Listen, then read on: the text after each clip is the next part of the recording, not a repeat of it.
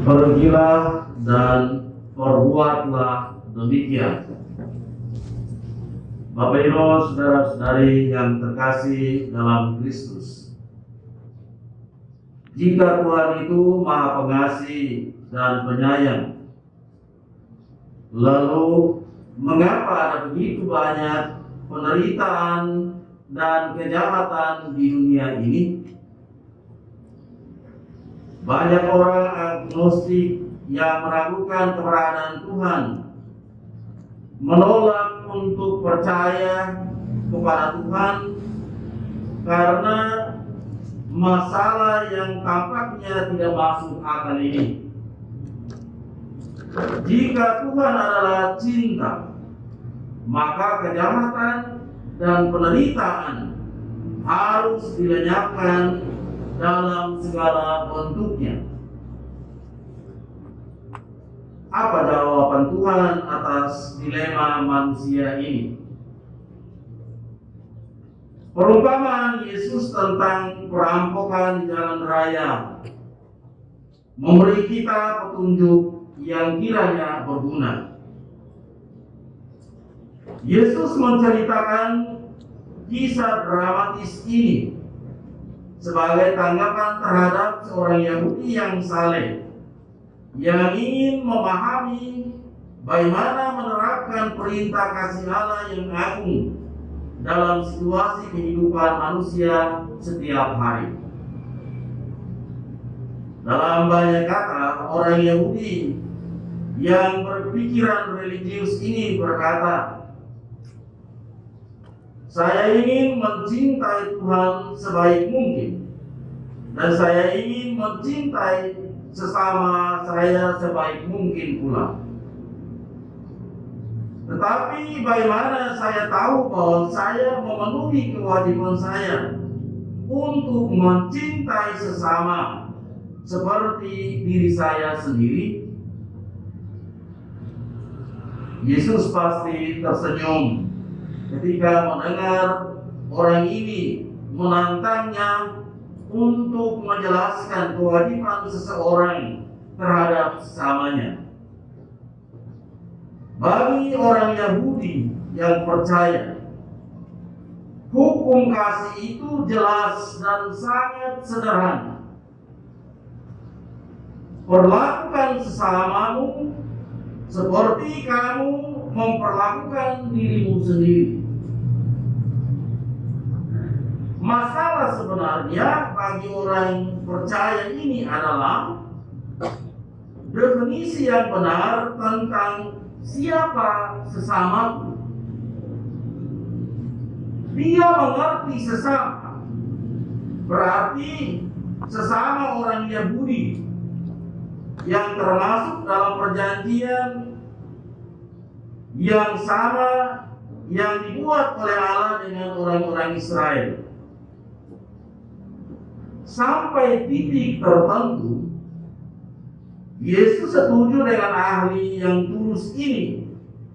Tetapi pada saat yang sama, Yesus menantangnya untuk melihat bahwa pandangan Allah tentang sesama jauh melampaui definisi sempitnya, karena dia lihat sesama itu hanya orang Yahudi. Padahal sesama itu bukan hanya orang Yahudi. Ada beberapa hal yang perlu kita refleksikan. Pertama, kasih dan belas kasihan Tuhan menjangkau semua orang.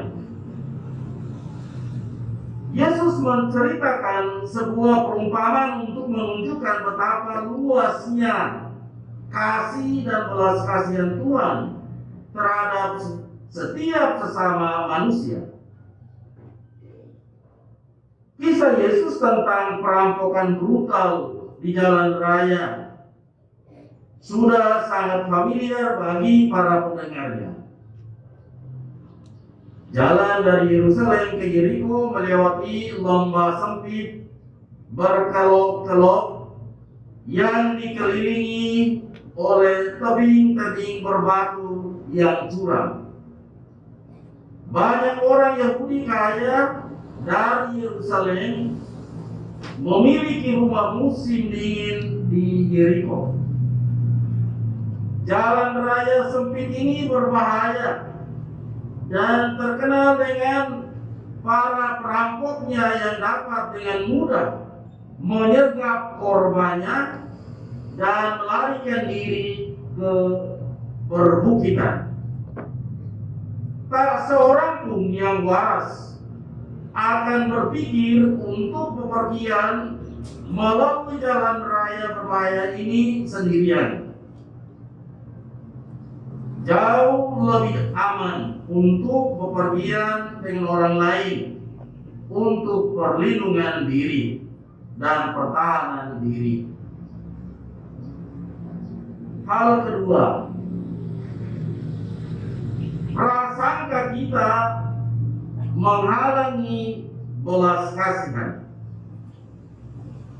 Lantas mengapa para pemuka agama menolak memberikan pertolongan ketika melihat korban setengah mati tergeletak di pinggir jalan? Tidakkah mereka menyadari bahwa korban ini adalah tetangga mereka? Dan mengapa seorang Samaria, orang luar yang dibenci oleh orang Yahudi, memperlakukan korban ini dengan perhatian khusus atas biayanya sendiri, seperti ia merawat keluarganya sendiri? Siapa tetangga sejati yang menunjukkan belas kasih dan belas kasihan persaudaraan? Yesus menjadikan penjahat yang dianggap jahat, orang Samaria yang dihina, orang yang penuh belas kasihan, sebagai contoh bagi orang-orang Yahudi yang harus menyadari statusnya. Mengapa imam dan orang Lewi tidak berhenti untuk membantu orang yang tergeletak di jalan? Imam itu mungkin tidak ingin mengambil risiko kemungkinan najis ritual karena membantu orang itu. Kesalehannya menghalangi amal kasih kepada orang yang sedang menderita. Jadi sok saleh sampai lihat orang susah juga tidak mau.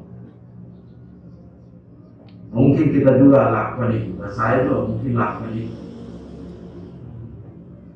Orang Lewi itu mendekati korban, tetapi tidak benar-benar membantunya.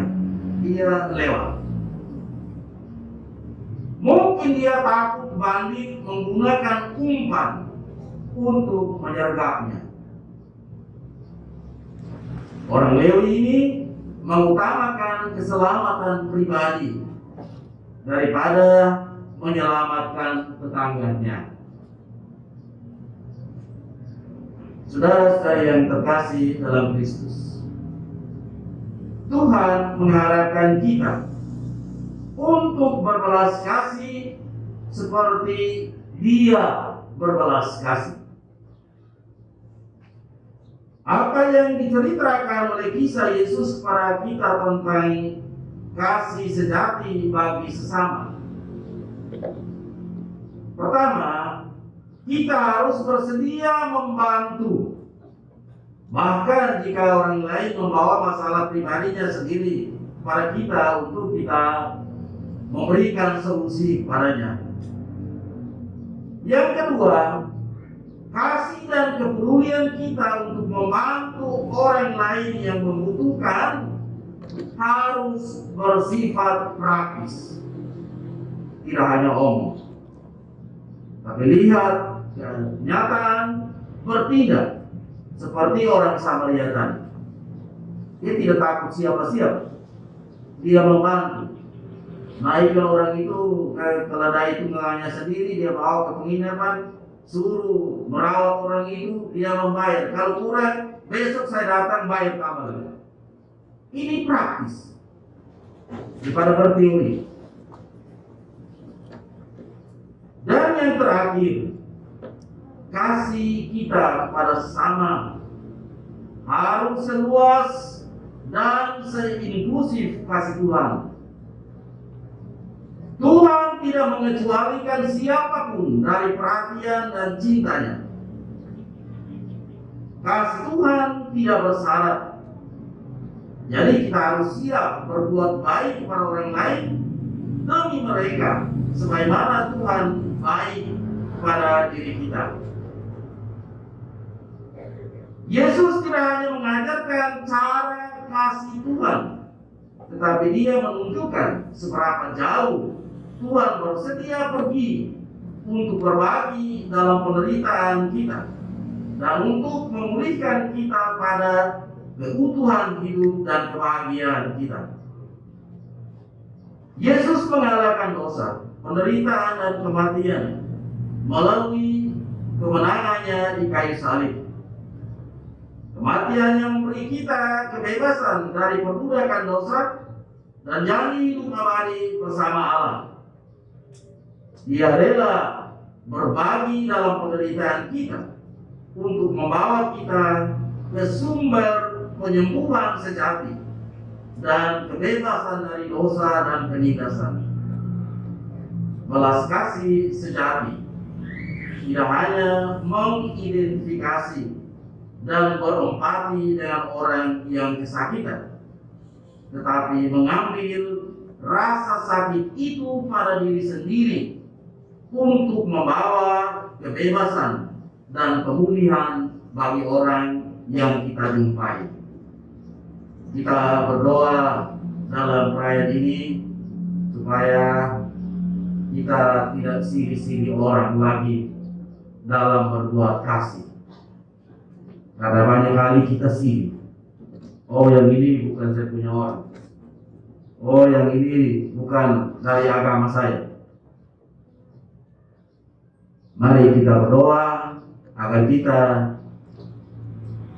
berbuat seperti apa yang diperbuat oleh orang Samaria, seperti yang diperbuat oleh Yesus sendiri. Tuhan memberkati.